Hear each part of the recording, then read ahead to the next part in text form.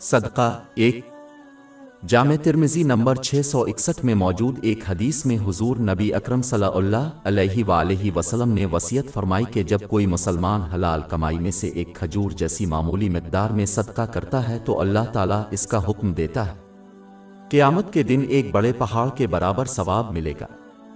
پہلی بات یہ ہے کہ اللہ تعالیٰ صرف اس مال سے راضی ہوتا ہے جو حلال طریقے سے حاصل کیا جائے اور اس کا استعمال حلال ہو۔ کوئی بھی مال جو ناجائز طریقے سے حاصل کیا گیا ہو وہ کسی بھی نیک عمل کو بگاڑ دے گا جس پر اس کا استعمال کیا جاتا ہے، جیسے صدقہ، اس کے ساتھ حج کرنا۔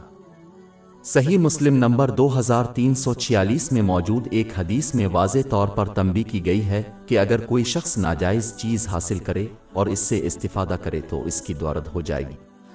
اگر کسی کی دعا رد ہو جائے تو اللہ تعالیٰ کے ہاں کوئی دوسرا عمل کیسے قبول ہوگا؟ آخر میں یہ حدیث ہر طرح سے خرچ کرنے کی اہمیت پر دلالت کرتی ہے جس سے اللہ تعالیٰ راضی ہو، جیسے کہ اپنی ضرورتوں اور اپنے محتاجوں کی ضروریات پر خرچ کرنا۔ اس کی تصدیق صحیح بخاری نمبر 4006 میں موجود ایک حدیث سے ہوئی ہے۔ جو لوگ صحیح طریقے سے خرچ کرتے ہیں اللہ تعالیٰ ان کو ان کی نیت کے مطابق، ان کے خرچ کے معیار کے مطابق بہت زیادہ اجر دیتا ہے، نہ کہ مقدار کے مطابق۔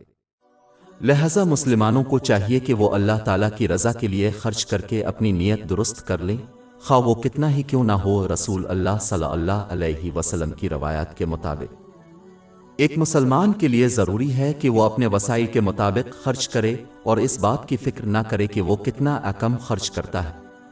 امید ہے کہ جو شخص اپنی وسعت کے مطابق خرچ کرے گا اس کو اللہ تعالیٰ کے لامحدود درجہ کے مطابق اجر ملے گا جو کہ سمجھ سے باہر ہے، لیکن جو روکے گا وہ اس عظیم اجر سے محروم رہے گا۔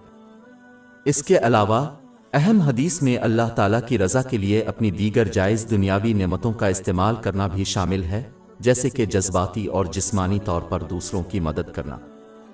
جب تک کوئی اللہ سبحانہ و تعالیٰ کی خوشنودی کے لیے دوسروں کی بھلائی کے کاموں میں مدد کرتا ہے اور لوگوں سے شکر گزاری یا تعریف کے طلبگار نہیں ہوتا ہے تو اسے بے شمار اجر ملے گا۔